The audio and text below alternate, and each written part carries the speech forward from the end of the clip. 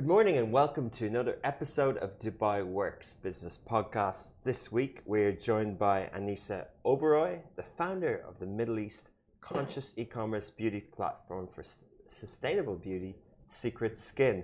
So, Secret Skin was born after Anisha fought a year-long battle with breast carcinoma.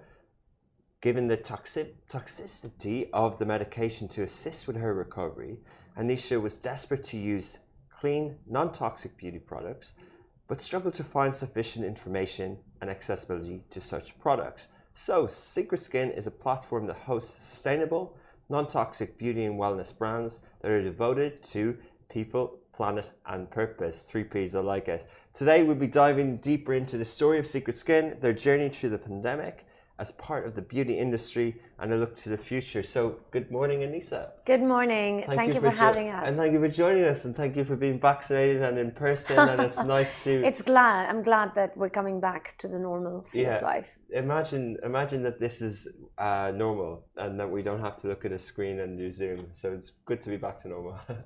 Yeah. Well, thank you so much for coming in. As I explained, how would you describe people who are learning about the Secret Skin for the first time? So we're a beauty tech platform that allows the discovery for consumers of different conscious beauty brands from around the world. Yeah. Conscious brands are brands that have sustainability across the value chain of shipping, sourcing, production, packaging. And they consist of plant-derived ingredients. There are no synthetic toxins or preservatives, completely clean. So clean as a word is quite unregulated, but for the everyday person, it's ingredients that are natural or organic. They don't contain any alcohol or perfume, and they're free from any negative impact that most conventional beauty brands have on your fertility or your hormones.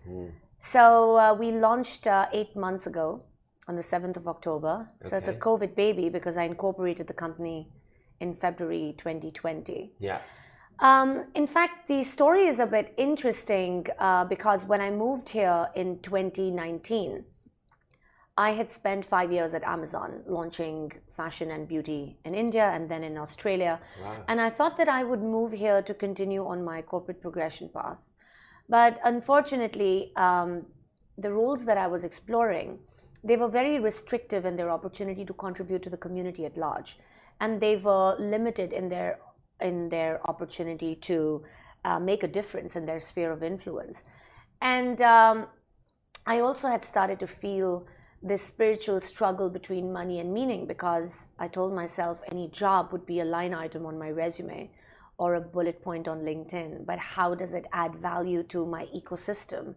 I want to be responsible for giving back. It's a thread that has weaved its way into my life since I was diagnosed in 2010.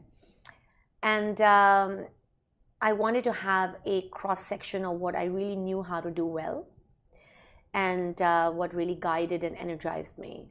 That is how Secret Skin was born. And in fact, the decision was also backed by data, because I was not able to find any clean beauty and personal care products in this region because a lot of platforms are fragmented here. It doesn't exist. However, it's very evolved in other parts of the world.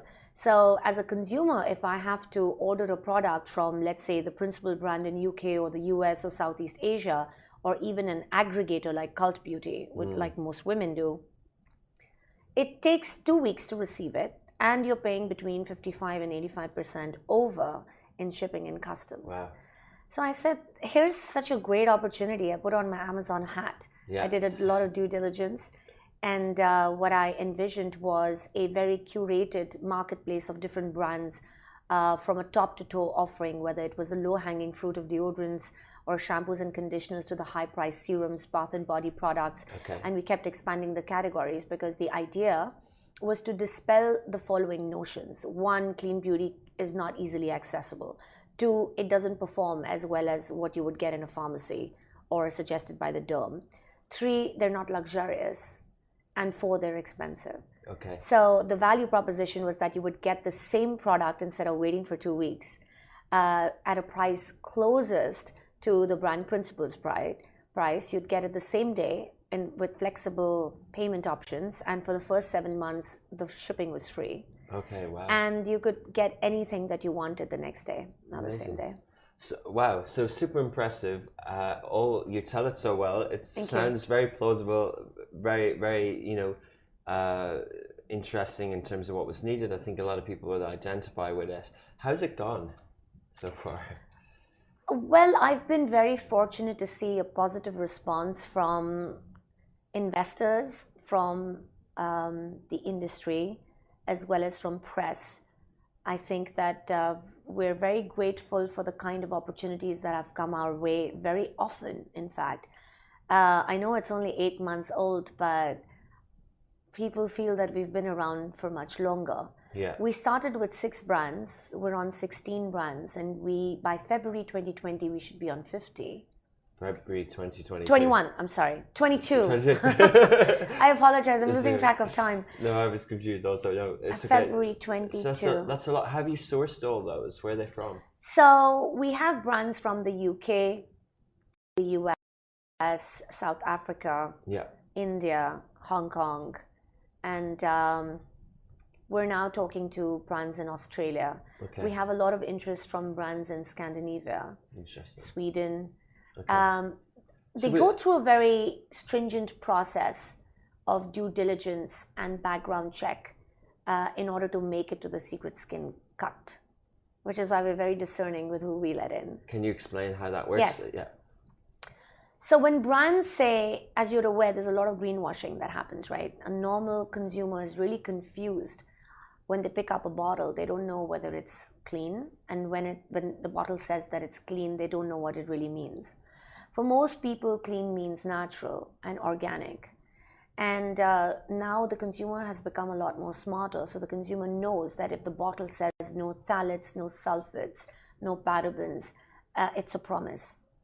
And a lot of brands spend a lot of money to get certifications and accreditations from global authorities in order to represent themselves with a high standard of conscious credibility. So when a brand comes to me, it's important for me to check where else are they selling across the world, whether they have a D2C offering on their own platform, what are the certifications they have in place. They give us their ingredient reports, their lab reports, because we have to register everything with the Dubai municipality here.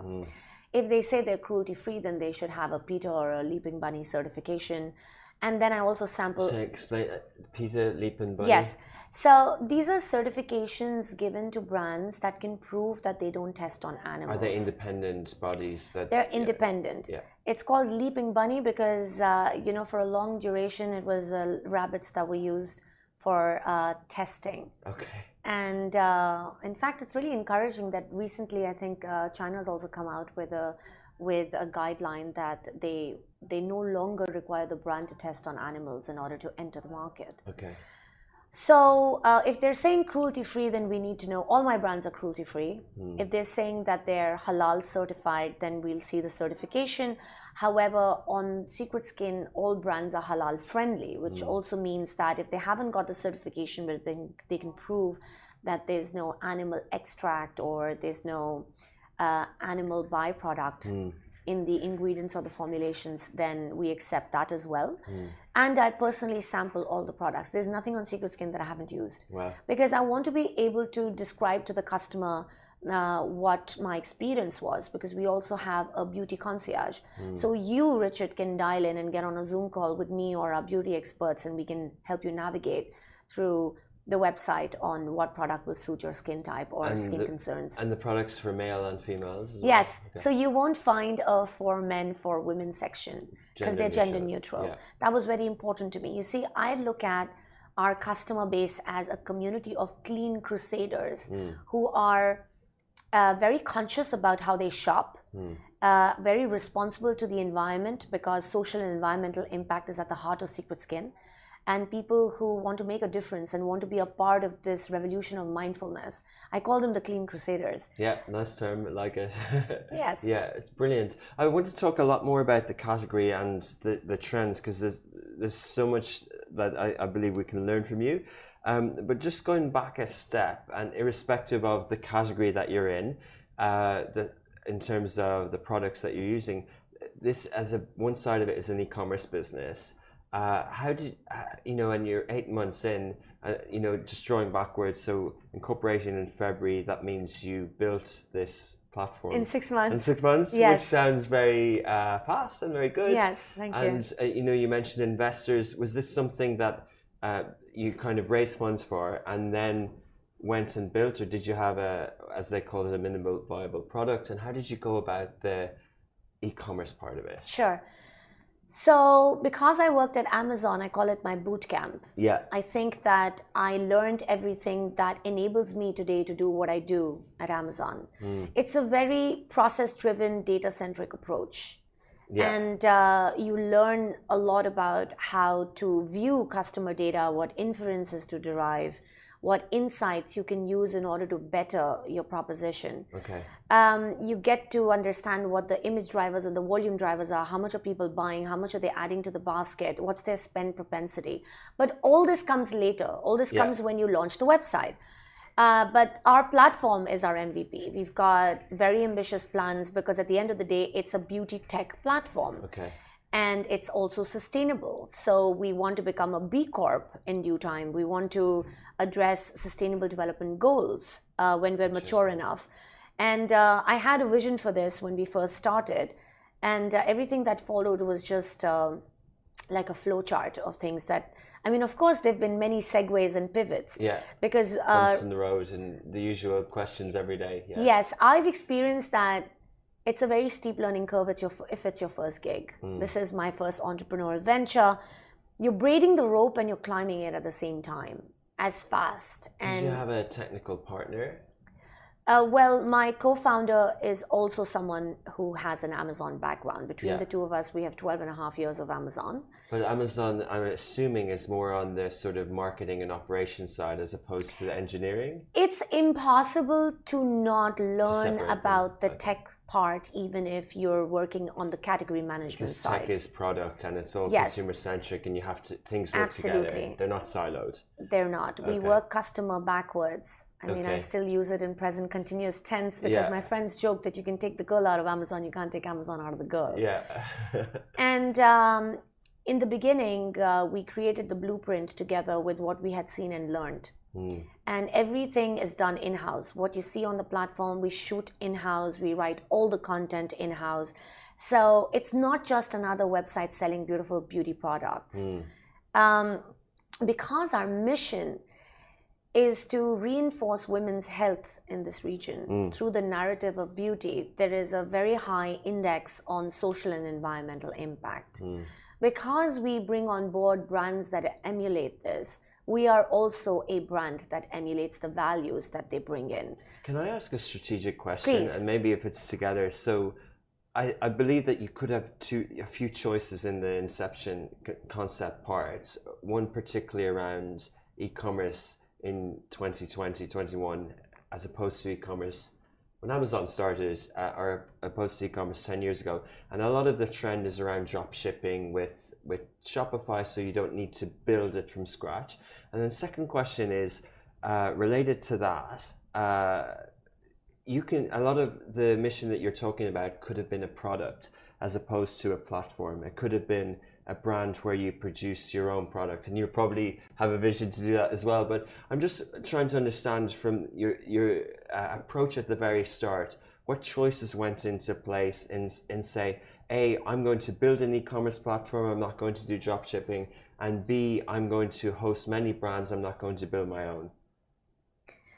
So the MVP was definitely a marketplace because it was COVID. We didn't have the wherewithal to build our own product. A, because we needed to go through that journey of understanding what worked best in line with the expertise and the market that we were in. Okay. Like I shared about the data earlier, nothing of this kind existed here. So there was a huge opportunity. In the US, you have Credo, for example, Credo Beauty and Detox Market, that are large format aggregators of clean beauty brands from around the world. Wow, okay. Amazon and Sephora, very different positioning in terms of product, even whether it's Bloomingdale's or a Harvey Nichols. Their bread and butter is conventional beauty, although everybody now is trying to clean up their act. So in the beginning, the MVP was always designed to be a curated marketplace built on Shopify, because we were not mature enough yet. You have to do a certain volume of orders and operations in order to say, all right, now it's time for us to build our own IT stack and customize it. Yeah. That will happen, but then it's an MVP. Yeah. And with limited funds, and you're bootstrapped. I put all my Amazon savings into the company in the beginning. Sounds like a smart approach, yeah. And we wanted to build as we ran along. Yeah. And I think that's the only way that startups can move forward and scale faster. Well, you fail fast and then you scale faster, which has always been a mantra. And I, because of my journey, already had access as well as the knowledge of a lot of clean beauty brands from around the world. So to your question, how did it start? I started hustling through Instagram and LinkedIn by connecting with a lot of founders, got them on a Zoom call. They would see my profile and say, all right, INSEAD, check, Amazon, check, Bloomingdale's, check. She seems legit. Let's talk to her. Great. And because I had never done this before in the beginning, I was a bit intimidated that, how are they going to look at us as a retailer of certain credibility, because I did not even have a platform to show them. Today, when a new brand looks at the platform, they're like, my God, this is where we should be, because they understand Ecolux plant beauty. That is how we're positioned. But at the time, it was just me, my vision, my voice, my perseverance, my persistence. And I found that because of the per capita spend potential in this region on beauty and personal care, which is the highest anywhere else in the world, a lot of brands want to come here. However, it's cost prohibitive and labor intensive, and it's time consuming, so you need somebody on ground. So I saw the opportunity, I seized it. We then became the full stack service provider for a brand that wanted to come in and not just be listed on the platform, but we actually work with the brands across influencer marketing, digital activations, PR, in order to build a voice in the region. Amazing. So you're more it's more than a sort of here's shelf space. You're kind of a business partner. It doesn't work. It would never move if it was just the shelf space. Interesting. I get it. So you have a cool brand. How did you come up with the name The Secret Skin? And then you had this. Yeah, so the Shopify approach, the bringing the brands in, and then you just need to make sure it gets to the customer in what they expect. I say just, but is that how it worked? So we're launching new categories now. Like, for example, the organic baby spa. We're getting into Secret Skin Living, where you'll be able to buy 100% mulberry silk pillowcases and scrunchies and sleep masks, as well as face masks that are silk. COVID is here to stay, at least for some time. We've been in it for 17 months. And we want to get into the whole holistic wellness space. So even the collaborations that we do are with mission-aligned partners. Because of my background, since I am a cancer survivor, it's incredibly important for me to be looked at as a platform that men and women can buy safe products that are safe for themselves as well as for the planet, especially if you're going through chemotherapy, for example. Now, I waited several weeks and deep dived into myself to arrive at the name. Okay. The very first document that was ever written in December 2019, the placeholder name was Visage. It had to do with appearance, but it just didn't sit right. I said that, okay, it's a placeholder name. It's a moving goalpost, we'll arrive at it. And I listed out the whole strategy and the blueprint. And it kept developing. And the reason why I finally chose Secret Skin is two reasons. One is a spiritual reason, and the other is a very data-centric reason. So now, the word skin is a very highly searched keyword for anyone looking for a beauty product. So I knew that the word skin needed to be there. And secret, because our secret skin, that secret part of us, is often what we hide from the world. But it's the purest and the strongest part of us. So Secret Skin is about bringing out that affirmation, that self-love, that resonance that goes beyond social conditioning and the norms of construct that we are bound by. So it's about self-love. It's about giving yourself the importance and giving the universe the importance of being responsible. strong name. It stands out, but it stands out in terms of it fits what you stand for. But how does it stand out with similar names and similar categories? And how do you kind of craft a brand on top of the name? Well, one has to do a due diligence to see whether someone else is using that name. The word secret can be used in lots of different connotations, True. as well as sequences. So we were fortunate that nobody else was using it. And the idea is to become so prominent that when people hear the word secret skin, it's just us that they think of. At the moment, I know that there's a Russian brand, but that's very far from our geography, and it doesn't feature. It's a completely different value proposition. Yeah. But I think that we stand out in the UAE. Yeah, definitely. And also, yeah, once people get to know you and what you stand for, then it's more familiar. Yes. I think a lot of naming at the start, we kind of, entrepreneurs tend to, stress out over, is that name like this and do I have every handle? But actually, once you get known and once you're established, it ceases to matter. Yeah. Yes. And the private label that you alluded to earlier, that is definitely a part of the roadmap. Our expansion to different geographies is a part of the roadmap. Us becoming an innovative tech platform is part of the roadmap. In fact, I can't say very much about it, but there's going to be something launching very soon because we just don't want to be a platform for beauty products. One of the things that happened, we had a lady from Glamazelle on the podcast. Yes. The founder a few months ago, can't remember exactly, and she described to me, I wish I had the right terminology, but the industry term for the type of products that were popular pre-COVID and after COVID in terms of makeup versus cleanliness products, and that the consumer changed. No longer were we going out in lockdown, that we were having more baths and we were looking after cleaning more. Did you see a trend like that, or are we or has it changed in what people are buying? I think that there is a lot of very valid data around how people are shopping post-COVID and being in lockdown. Yeah. People are showing up on Zoom calls, but people are changing the way that they look after themselves. Okay. Makeup as a category definitely has plummeted, while skincare has risen to very encouraging spikes. But I also think that COVID has perpetuated a shift towards cleaner, safer living and the emphasis on safety. And it works really well for us because at the end of the day, people are being very careful about what they put inside their body, and hence the incidence of the rise of organic food, as well as what they put on their body, because anything that you put on your skin gets absorbed by your bloodstream and then affects your organs. And at the end of the day, people are, I feel, becoming more and more mindful about how they spend and how it impacts the environment at large, which is why people are being careful about the shampoos and the conditioners that they use, because they're aware of what sulfates will do to the water table, for example, and endanger marine life.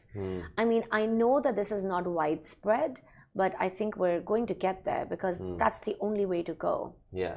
So we're not pushing a vegan lifestyle. It's more about mindfulness, awareness, yeah, sort of based reality. Yeah, I have a few directions I want to ask you, but let's take that as a springboard. It's called ESG, and environmental, social governance, in terms of an investing category. Is that what you saw when you were speaking to investors? Did they say, hey, I see e-commerce growing, or hey, I see what their missions and value is? And did you get a bit of both? Is there interest?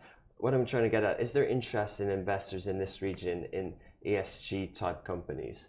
So impact investing is what you're referring to, is something that is growing. Okay. Gender lens investing is growing. And when you're very new, you need to have a very well thought out strategy if you're going to claim that, this is what we're going to evolve to be. So we didn't take that route. We basically position ourselves as a triple bottom line business, which means that while it's not a not-for-profit, we do focus on commercial gain, but it's the people and the planet that we index highly on in order to make social and environmental impact. And how are we making that impact? like I just talked about sustainability across the flywheel in everything that we do, we also have a plastic recycling program.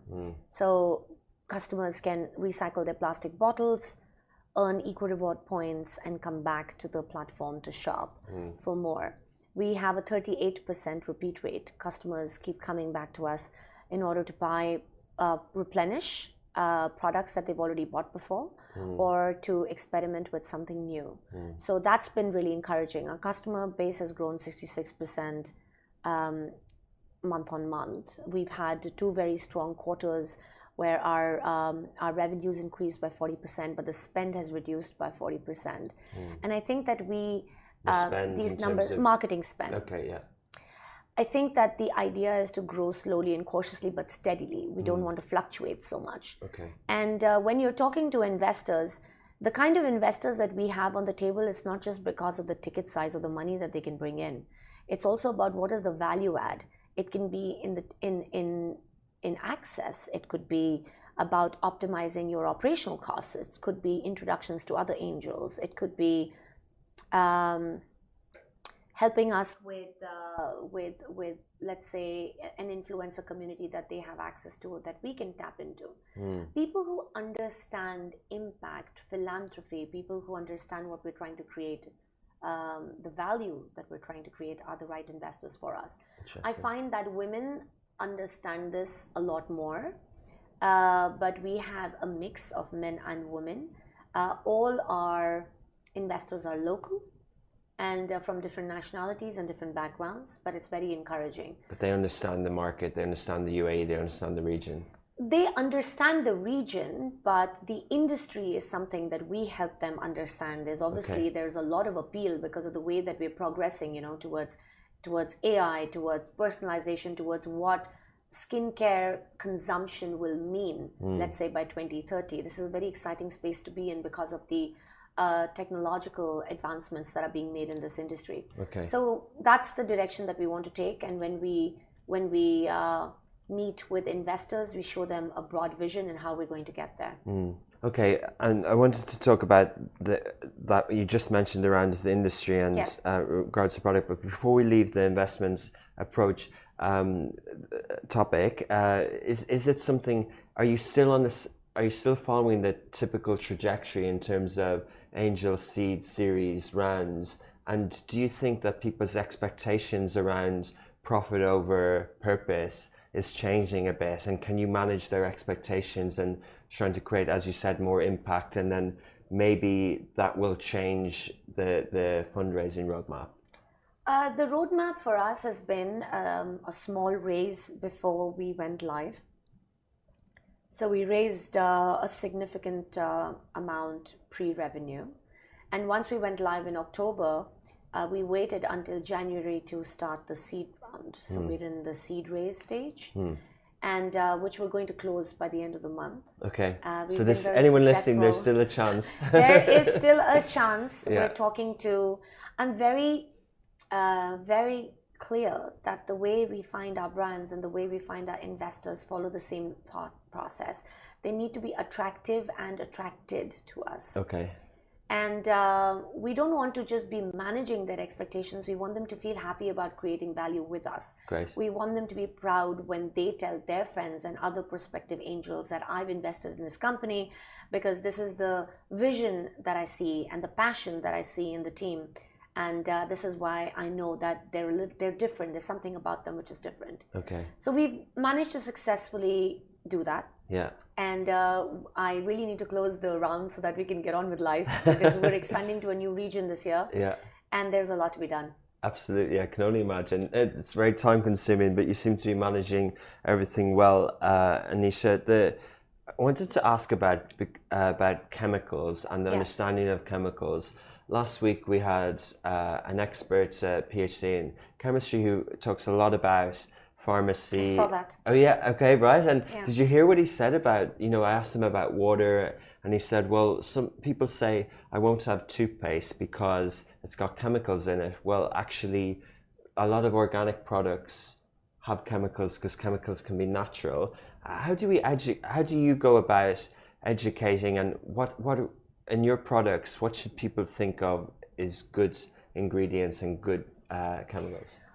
I think that someone of that credibility will have a lot more insight, as clearly he did during the conversation. But in my business, you have to demystify it. Yeah. It's very confusing. Customers just want a very simple approach to what they need and the confidence that what they're buying is clean without chemicals. So the smart customer knows that in conventional beauty products, there are petrochemicals. The smart customer knows that if a product has sulfates and phthalates and parabens in them, then that means that it's not good for me and for the environment. But the petrochemicals, does that mean that oil goes into some sort of synthetic kind of shampoo? There are synthetic ingredients in a lot of skincare, because you see, chemicals are also used as stabilizers. And there are a lot of natural preservatives that you can use as well. So over a period of time, I have gotten used to seeing a particular word, which is a scientific term, and understand whether it means good or bad. And for the customer, because we understand how confusing it can be, as brands will put the right kind of terminology on their bottles, provided that they have that certification. Sulfates, for example, if you're using a shampoo and conditioner in the shower and it's giving you a lot of foam, 20 years ago, we'd be happy with it because we'd come out thinking we're squeaky clean. Yeah. But actually what it's done is that it's taken the natural oil from your scalp, and you can get dermatitis, so you can get dry and itchy skin as a result of that. And when it flows into the water, because it goes down the drain, it creates havoc in the water table, endangering marine life, like I said earlier. Wow. So I think that demystification is really important. There is a lot of information out there, and the customer is really confused that, okay, I'm reading a word which sounds like it's a chemical name, but I don't know whether it's good or bad, and I don't have the time to Google it. The same with synthetic preservatives. I do agree with him that not all chemicals are bad, because sometimes when products have water in them, if the product doesn't have a stable preservative, then it's not going to last you very long, and it'll have mold in it, because the shelf life of a product is at between 24 to 36 months. So responsible brands look at all of this and they find solutions. In fact, more and more brands now are looking at biosynthetic ingredients. Now, the interesting thing about biosynthetic ingredients is that over a long term, it can mean huge cost savings for companies. It can mean decreased emissions. It can mean lower logistical and supply chain risk, and decreased transportation costs. For an example, there is a company that has genetically engineered yeast fermentation in order to come out with different rose-scented oils to reduce the dependency on actual rose petals in order to create that. And then you have a company called Biossance that is generating their own eco-friendly version of squalene, which in the past was taken from shark livers traditionally. So I think that there is a lot of movement towards using clean biotechnology in order to create formulations that are safe both for the planet and human beings. Wow, so much I don't know, and you've opened my eyes to it. But I think I think maybe some people might expect regulation and products labels to, but actually, from what you described, there aren't. But also, it's almost impossible to put things into an ingredients on a label. You almost need a website. I think customer transparency is really important. I would say that in order to make the simple shift, when you go to a pharmacy, you go to a store, you turn the bottle around and you look at the ingredients, there are things which will strike out at you. Okay. Brands will say eco-certified ingredients. If it's eco-certified, that means that they have organic ingredients and it's certified that it's eco-friendly. Or they will have words written on them saying paraben-free, sulfate-free, phthalate-free. These are important things to look out for. Perfume and alcohol is also something that goes into products, and people are mindful of that as well, to look out for that, because perfume dries your skin. Causes aging. Interesting. Perfume does. Really? But there are natural perfumes that we have natural perfumes from this beautiful Parisian brand, which contains no alcohol. Yeah. And it gives you a very long-lasting moisturizing effect. So you're essentially spraying moisturizer on yourself. That's very popular. Yeah, interesting. And what are the sort of, I want to ask a little bit about Amazon, but maybe in this regard, in terms of trends, what were you seeing people looking for an uplift in items and purchasing that almost gave you the insight that the products that you're representing would be in demand? One is a gut feel. I believe that even when I was at Amazon, we were selling fashion. I always believe that it's both an art and a science. So you look at the data, the volume drivers, the image drivers, you look at what people are buying, and as I mentioned earlier, their purchase behavior, and how much time people take from exploring and navigating the website, which is the discovery and consideration stage. This is all e-commerce, right? So you're tracking their journey online to what exactly are they putting in their carts but they're not checking out, or they're putting it into their carts but they are checking out with it, they're converting. Yeah. So it's quite scientific that way, because you use data to understand the patterns. And something that I found out in the last 8 months is like mists. So there's a confusion around mists and toners. Okay. Toners, you put it on your cotton pad or a swab, and then you put it on your face and you remove all traces of dirt and pollution or residual makeup or sweat. But a mist is actually a botanical mist. It uplifts because it has all the botanical actives like lavender. It can have a lot of different botanical ingredients that are actually good for you, which you just spray on your face. And something like that works really well in this heat. However, we find that there is a very little demand for mists, and most beauty brands will have a mist because it's a botanical active and you can spray it on yourself even when you sleep. Yeah. But the point is, it all boils down to awareness. Okay. And in this region, you need representations like in the form of brand ambassadors or influencers, because people are very visual. So in answer to your question, that what has changed is that video is playing a very big role now rather than static posts in helping consumers become more aware of why you should be buying it, or what's good about it, or what's the mission of the company, as well as the ritual and the regimen that you can tailor around different products. Yeah. That's something that we've taken and incorporated. It's so fascinating. I think it's so true, because a lot of the products might have different routines and different behaviors, so that of course needs persuasion and guidance and coaching and sampling and demos, which is not possible during COVID, because even for makeup brands, testers were not allowed anymore. So we have found a workaround with that challenge, that we send luxury minis with every purchase to a customer.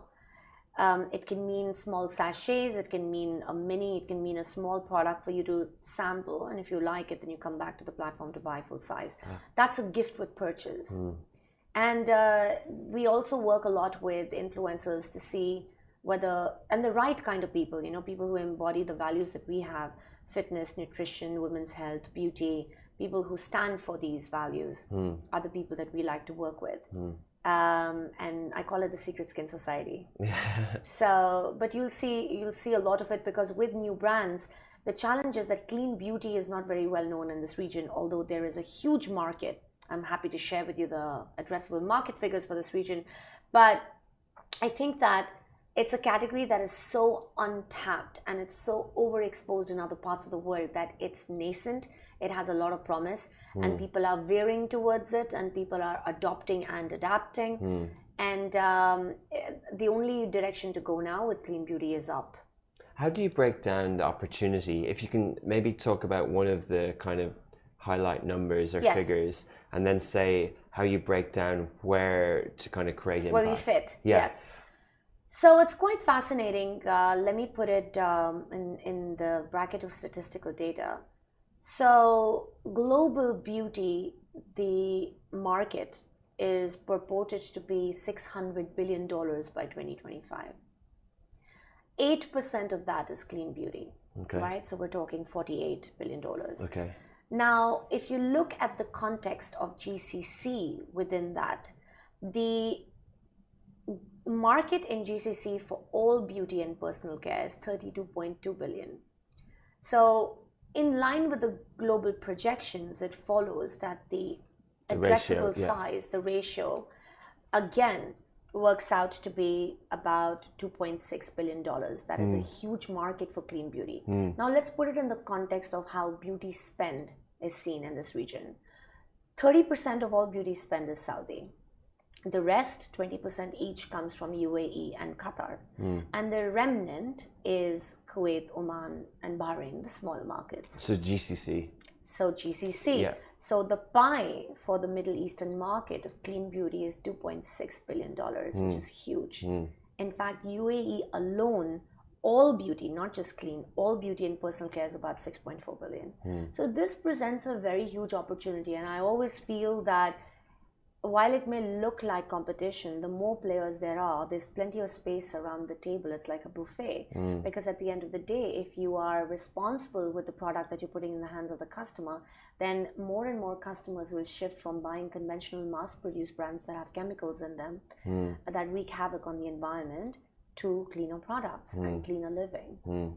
Those numbers are really interesting because I'll tell you why, because I'll just draw a parallel with advertising. There's $600 billion spent on advertising globally, and only 3, 4, 5, 6 billion is spent in this region. So yet the 600 same global, and then 38. So what anecdotally people might see when they go to malls and what they might know, but it backs up your sentiment and statement that customers are spending more in terms of how advanced the economies are here in proportion to other regions on beauty parenting care. So you're actually working in a really kind of right market and the right region. So I'll put that in context further, in line with what you just said. In different parts of the world, if there was a 50-50 split between men and women, with a average per capita spend of $240, in this region, because that split is not equal, the spend is much higher. And also the GCC differs with the rest of the world in having a 90% penetration rate of digital. You have about 60% of the audience are Gen Z, the Middle Eastern population. And there is a very distinctive thought process around how both sets of consumers behave when it comes to purchasing online and purchasing beauty specifically online. So there's a further subcut to that data. Because the younger generation is more motivated by values. They want to know what the brand stands for. They're early adopters. They don't use so many different products. Their main concern is acne because they're still growing up and developing. And they don't have a lot of spend propensity, right? Because the funds are limited. And they also experiment freely because that is the nature of the generation. Now, when you come to the older generation, they're mature customers. They understand what works on their skin. They have a greater spend propensity and the ability to buy more expensive products, but they also go to derms and they're guided by referrals within their own community of what they should buy. They don't have such a strong affiliation to values, but it's more about status. And also they use a lot more products. And there is data in this region that anywhere between 12 to 14 products are being used in a regimen from AM to PM. So this market, no one spends more in any other part of the world than this market. Which is why it's a very sweet spot to be in. And for us, because we don't want to just use expensive marketing activations in order to build a new user funnel, our sweet spot is women's health and wellness. So we're walking the talk by collaborating with mission-aligned partners and doing strategic activations at a brand level with them so that the right audience notices us and understands why they're buying the product.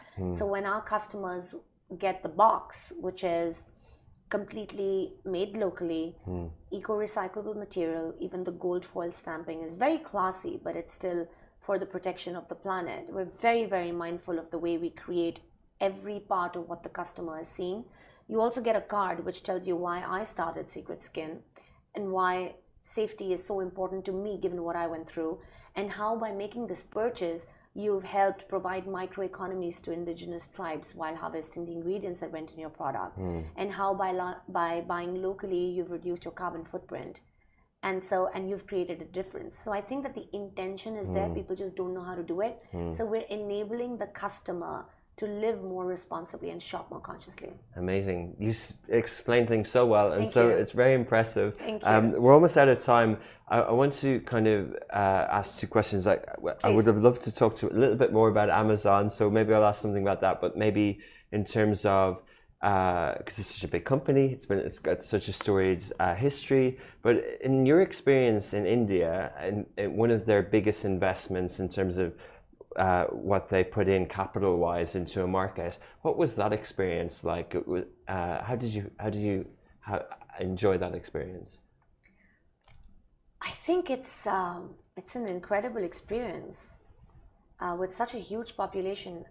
I mean, it's a big opportunity. And when I joined Amazon in 2014, in fact, in my first week, I met Jeff Bezos, and that in itself was Was this in India, or it was in India? was I this moved when from he Singapore? when he came and he wanted to do the elephants thing and all that sort of story? He did a lot of that. Yeah. He jumped out of it. Well, he leaned out of a truck with a huge check, which was lapped up by the media. Wow. He's very well loved. Amazon as a company is very popular in the country. And at that point in time, the consumer perception is what I was hired to change. Because everyone bought books and appliances from Amazon, but no one knew that you could buy fashion and beauty from Amazon. So I was a part of the launch team in 2014. And I grew my team to about 13 people before I left. And we'd already launched different markets. I think it was a very rewarding experience because I dipped my fingers into digital content, Fashion Week. We did about 13 seasons of Fashion Week, which then became the blueprint of Fashion Weeks in other parts of the world that Amazon was also sponsoring. Okay. And we did a lot of very new, innovative things that other Amazon markets want to do, because that's the whole Amazon model, you replicate. It was a huge responsibility as well. And it was my first foray into e-commerce, but I took to it like a fish to water. You liked it, yeah. And I liked it so much that I went and created something on my own out of it. There we go. And so in terms of India as an opportunity, because I think you kind of alluded to that the countries in the GCC are the core focus at the moment. Yes. Would you be looking east or west? Would you be going to North Africa or Levant, or will you be thinking of India? Or Well, we just rolled out in Oman and Kuwait, and we're still at an MVP stage. Let's not forget it's my 8th month. No, absolutely. I know it's difficult to accept that, but sometimes even I feel the same way. We're going to launch into Saudi next, and this will be a proper expansion. So that will happen this year towards Q4. Okay. Because that requires a completely different set of regulations and a different process and approach altogether. Yeah. And we're going to launch our app. We're working on our private label. We're working on subscriptions. We are subscription, like direct consumer products. Services. Yeah. So you get it replenished, or yes. Nice.